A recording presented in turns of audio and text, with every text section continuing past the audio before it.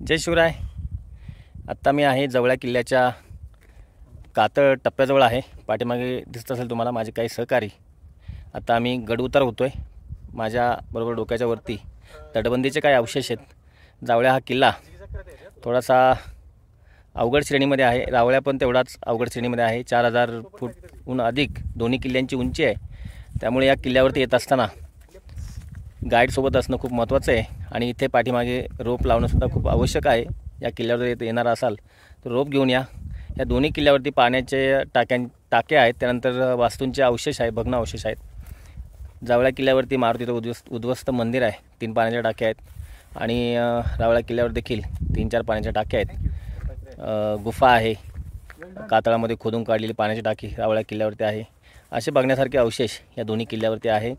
आणि 4 ते 5 तासामध्ये दोन्ही किल्ले बघून होतात. असा हा रावळ्या किल्ल्याचा ट्रेक आहे.